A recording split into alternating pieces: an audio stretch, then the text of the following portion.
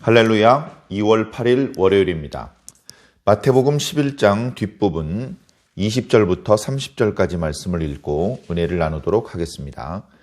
예수께서 권능을 가장 많이 행하신 고을들이 회개하지 아니하므로 그때에 책망하시되 화 있을진저 고라시나 화 있을진저 벳세다야 너희에게 행한 모든 권능을 두로와 시돈에서 행하였더라면 그들이 벌써 베옷을 입고 제에 앉아 회개하였으리라. 내가 너희에게 이르노니 심판날에 두로와 시돈이 너희보다 견디기 쉬우리라. 가버나움아 네가 하늘까지 높아지겠느냐? 음부에까지 낮아지리라. 네게 행한 모든 권능을 소돔에서 행하였더라면 그 성이 오늘까지 있었으리라. 내가 너희에게 이르노니 심판날에 소돔 땅이 너희보다 견디기 쉬우리라 하시니라.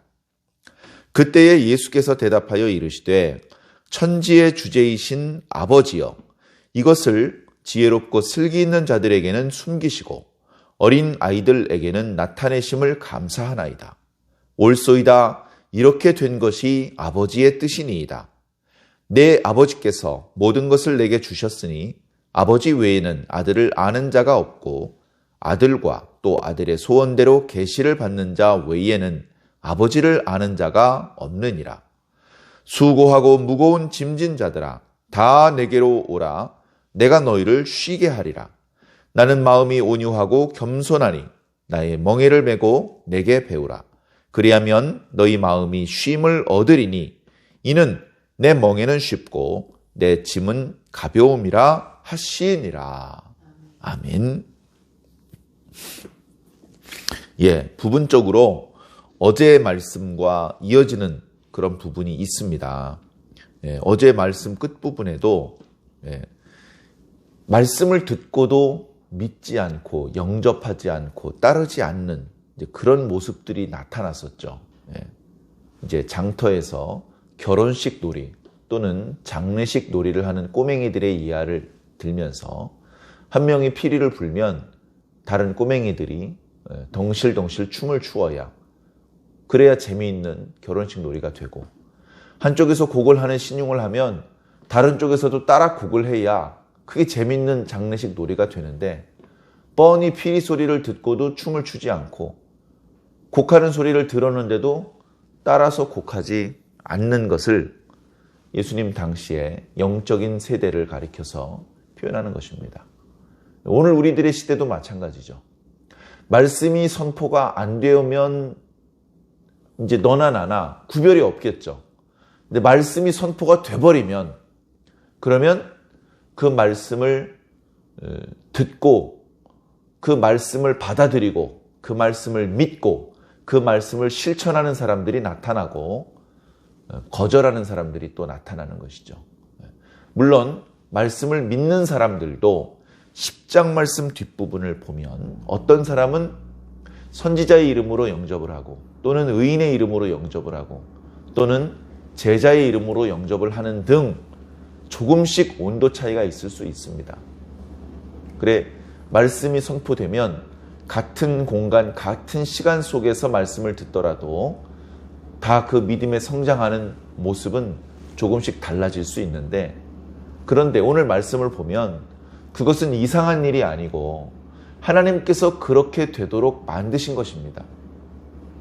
자, 오늘 말씀에 보면 예수님께서 몇몇 고을들을 책망하시는 그런 모습들이 나타납니다. 이 고을들은 예수님께서 주로 많이 활동을 하셨던 곳입니다. 상당히 많은 말씀을 선포하셨던 곳이고 상당수의 병자들을 고쳐주셨던 곳입니다. 다시 말해 이 지역에서 예수님은 유명한 사람이고 예수님은 자기 마을에 자주 방문을 하셨으며 자주 말씀하시는 것들을 사람들이 들었고 또 병자를 고치는 모습을 소문으로뿐 아니라 자주 직접 목격을 했던 그런 동네입니다. 어떻게 보면 영적으로 큰 복을 받은 동네죠. 그런데 그 결과는 그 성적표는 너무나 초라하기 짝이 없다. 이렇게 많은 말씀을 들었고 이렇게 많은 기적을 목격했다면 그렇다면 예수님을 적극적으로 영접하고 믿었어야 했는데 그렇지 않더라는 겁니다. 그렇게 예수님의 말씀을 듣고도 믿지 않고 따르지 않는 마을들에 대한 주님의 마음이 얼마나 안타깝고 답답하셨겠습니까?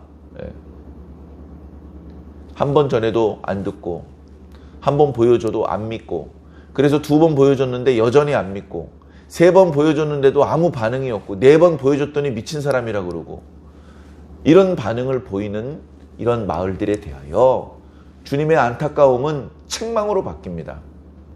화 있을진저 고라시나, 화 있을진저 벳세다요. 너희들에게 보여주었던 그 권능을 두로와 시돈에 보여주었다면 그들은 벌써 베옷을 입고 제에 앉아서 회개했을 것이다. 두로와 시돈은 오늘날 페니키아 지역입니다. 그 지역은 이방 지역이고 구약시대에 바알 숭배 사상이 아주 만연했던 곳이죠. 결국 하나님의 말씀을 받아들이지 않는 그런 곳입니다. 다윗 시대에는 다윗을 도와서 성전과 왕궁을 건축하는 데 많은 도움을 주기도 했었지만 근본적으로 영적으로는 하나님께 책망을 받을 수밖에 없는 그런 지역이었습니다. 그런데 그런 이방인의 지역이고 이방 문화가 가득한 지역이었더라도 예수님께서 너희 고을들에서 전했던 말씀들을 거기서 전했더라면, 너희들에게 보여주었던 기적을 그들에게도 보여주었다면 그들은 다 엎드러지고 다 굴복하고 다 복종했을 것이다. 너희는 어떻게 이렇게 복종하지 않느냐? 하나님의 심판날이 안 올 줄 아느냐? 심판날이 당도하면 두로와 시돈이 심판을 받을 텐데 너희들은 두로와 시돈보다 더 강한, 더 뜨거운 불이 너희들 위에 쏟아질 줄 알아라. 그 말씀을 하시는 겁니다.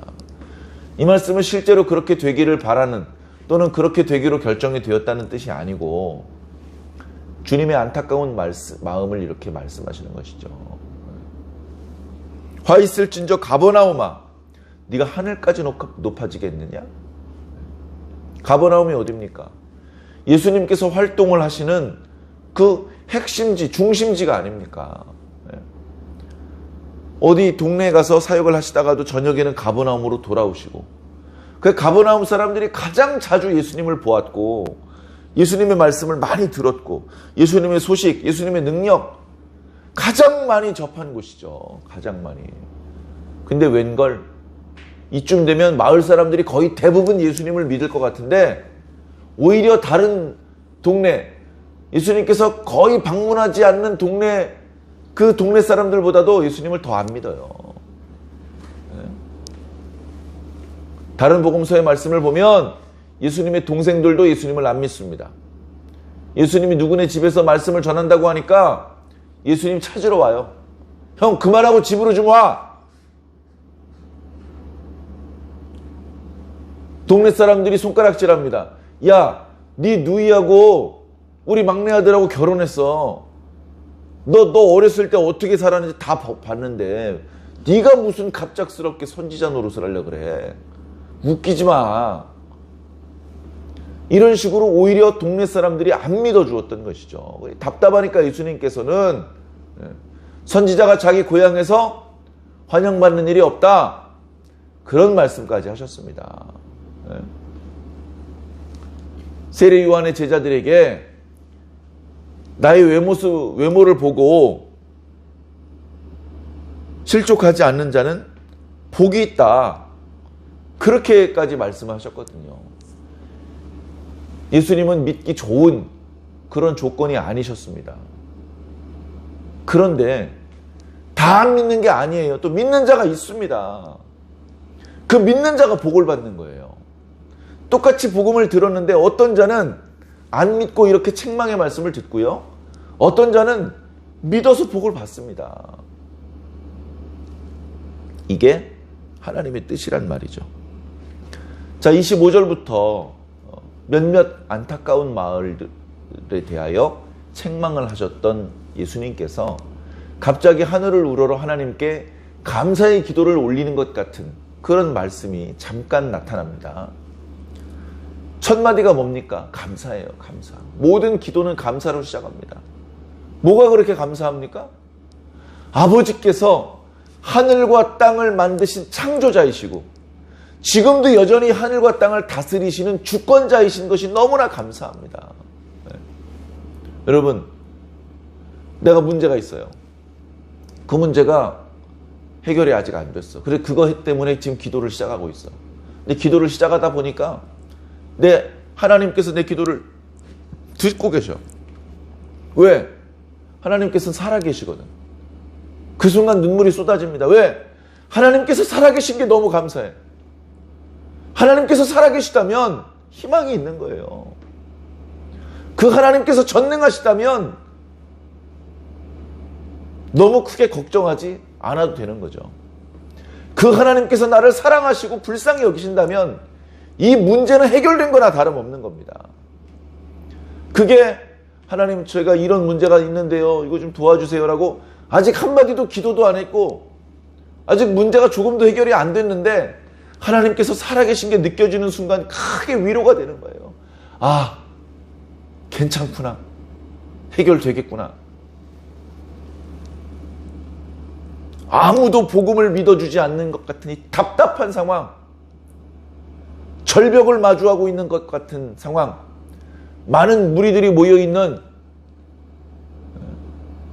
장터에 가도 다 사람들이 등을 돌리고 있는 것 같은 안타까운 상황. 이 상황 중에도 아버지께서 천지의 주제시라면 희망이 있어.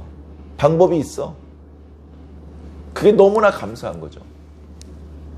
아버지, 이것을, 천국 복음을 지혜롭고 슬기 있는 자들에게는 숨기시고 어린아이들에게는 나타내심을 감사합니다. 자, 지혜롭고 슬기 있는 자는 누굽니까? 자기 스스로 지혜 있다고 생각하는 자. 그래서 결국 예수님의 천국 복음을 거절하는 자들입니다. 이런 자들에게는 숨기셔요. 뭘? 천국 복음을. 그럼 영영이 숨기기만 하시냐? 어린아이들에게는 나타내신다. 이 어린아이들은 정말로 나이가 어린 사람을 말하는 것이 아니고 스스로 지혜롭다, 슬기롭다고 생각하는 사람에 반대되는 사람, 겸손한 사람을 말하는 것이죠. 그리고 여기서 숨기신다 또는 나타내신다는 말은 하나님의 계시를 말합니다. 하나님의 말씀은 저절로 우리 주변에 널려 있는 것이 아니고요. 본래 숨겨져 있는 것인데 그것이 드러나야 됩니다. 그것이 나타나야 됩니다. 그걸 나타내는 것을 계시라 그러는 겁니다. 그런데 이 계시가 모든 사람에게 똑같이 나타나는 게 아닙니다. 어떤 사람에게는 숨겨지고 어떤 사람에게는 나타납니다. 그래, 어떤 사람에게는 숨겨졌기 때문에 그 사람들은 믿지 않아요. 말씀을 들어도 받아들이지 않아요. 피리소리를 들어도 춤추지 않고 곡소리를 들어도 따라 곡하지 않는다고요. 그에겐 숨겨졌기 때문에. 진리가 모든 사람의 것이 아닙니다. 누가 믿을 사람인지 누가 믿지 않을 사람인지 우린 그걸 알 수가 없어요. 겉모습으로 판별해낼 수 없습니다. 자, 그런데 분명히 누군가에게는 숨겨지고 누군가에게는 나타납니다. 그 이어지는 말씀을 보니까 올소이다, 이렇게 된 것이, 다시 말해서 하나님의 말씀이 계시되는 것이 균형적이지 않고 불균형적인 선별적으로 계시가 펼쳐지는 것이 이게 아버지의 뜻이랍니다. 하나님께서 본래 시스템을 그렇게 만드셨다는 겁니다. 그리고 하나님께서 만드신 그 시스템은 정말 지혜롭고 좋은 방법이라는 겁니다. 아버지께서 모든 것을 내게 주셨으니, 그야말로 모든 것을 다 주셨습니다. 천국 복음도 주셨고요. 죄를 사하는 권세도 주셨고요. 심판하는 권세도 주셨고요. 아버지께 있는 모든 것을 빠짐없이 아들에게 주셨어요. 그렇게 너무 막 퍼주면 안 되는 거 아닙니까? 돼요. 왜? 예수님은 온유하고 겸손하신 분이어서 그렇게 권한을 많이 위임받았다고 할지라도 건방을 떨고 아버지의 자리를 넘보고 이러지 않아요.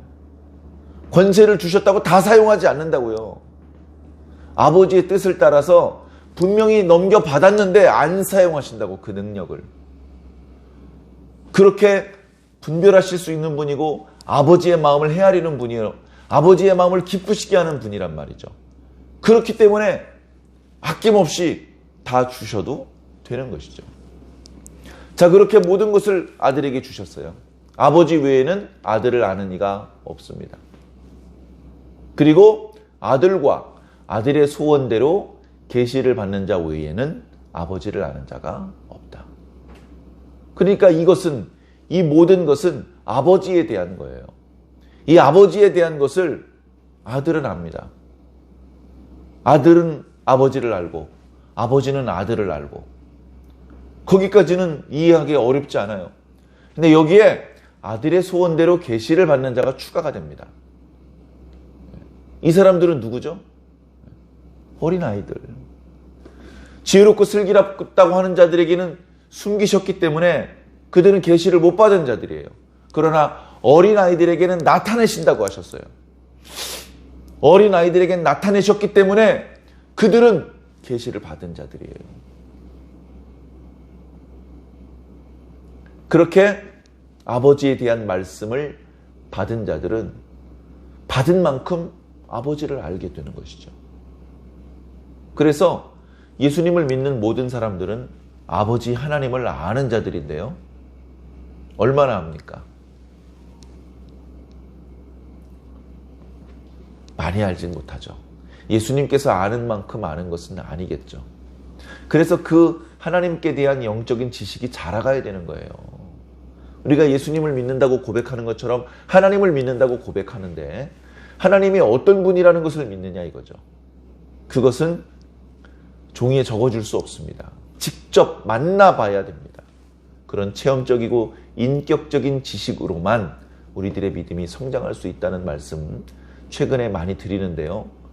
올해 2021년도에는 이렇게 하나님을 자주 만나시길 바랍니다. 예수님을 자주 체험하시길 바랍니다. 그래서 종이에 글씨로 적어서 표현할 수 없는 여러분들만의 영적인 체험과 그 영적인 자산이 풍성해지시기를 바랍니다. 그 믿음이 여러분들을 변화시킬 것이고 여러분들을 하나님의 나라로 이끌 것이며 하나님을 진정으로 기쁘시게 해드릴 그런 힘이 될 것입니다. 자, 이어지는 말씀, 수고하고 무거운 짐진 자들아. 이런 사람들 보면 불쌍하죠. 예수님께서 사람들을 보니 수고하고 무거운 짐을 지고 있어요. 진짜 돌멩이 같은 걸 머리통 위에 올려놓고 산다 그런 뜻이 아니고 율법적인 요구, 율법을 준수해야 된다는 그 의무감, 이런 것들이 찌눌려 있어요. 다 지키지도 못하면서 율법을 지켜야 되는데 이거 어떡하지? 이런 어떤 무거운 마음이 있다고요. 그런 사람들에게 다 내게로 오라. 내가 너희를 쉬게 하리라. 예? 어떻게 쉬죠? 우린 쉬지 않고 율법을 지켜야 되는데 쉬면 이 구약 성경 율법을 안 지켜도 된다는 말씀인가요? 그건 아닌 것 같아요. 왜냐하면 내가 율법과 선지자를 폐하러 온 줄로 아느냐? 폐하러 온 것이 아니고 더 완전케 하기 위해서 온 것이다. 너희들의 의는 서기관과 바리새인들보다 더 나아야 한다. 그렇게 말씀하셨기 때문에 율법을 깡그리 무시하고 뭐 안 지켜도 되고 그런 말씀은 아닌 것 같아요. 그런데 주님께 가면 뭔가 쉼을 얻을 수 있답니다. 어떤 방법으로 쉼을 얻습니까? 내 멍에를 메고 나에게 배우는 방법으로. 다시 말해서 예수님께서 보여주시는 모범을 따르는 방법으로. 그런 방법으로 하면 쉼을 얻을 수 있다는 거예요. 율법의 요구를 만족시키면서 그러면서 우리가 쉼도 얻을 수 있다는 것이에요. 모세를 통해서 율법을 처음에 주셨을 때도 이것은 무거운 것이 아니다. 괴로운 것이 아니다. 불가능한 것이 아니다라고 그렇게 말씀하셨던 그 율법. 쉼을 누리면서도 율법을 지킬 수가 있는 것입니다. 이는 내 멍에는 쉽고 내 짐은 가벼움이라. 힘든 거 어려운 건 주님께서 다 대신해 주세요. 정말 어려운 건 주님께서 하시고 우리도 뭔가 하죠. 그건 쉬운 거라는 거예요. 주님께서 해주신 일에 비하면 늘 겸손하고 늘 감사해야 될 줄로 믿습니다. 새로운 일상이 시작되는 한 주간의 첫날입니다. 이번 한 주간에도 꾸준히 말씀을 읽고 기도하고 또 우리 깨달음이 상당히 둔하긴 하지만 그래도 깨닫게 해주실 때마다 그 말씀을 실천할 수 있는 아버지의 뜻대로 행하는 자로 그렇게 살아가는 한 주간이 되기를 마음속으로 결심해 주시기를 부탁드립니다. 주님께서 도와주실 것이고 주님께서 우리를 향한 당신의 사랑과 자비의 마음이 느껴지실 것입니다. 그 마음으로 승리하시기를 주님 이름으로 간절히 축원합니다.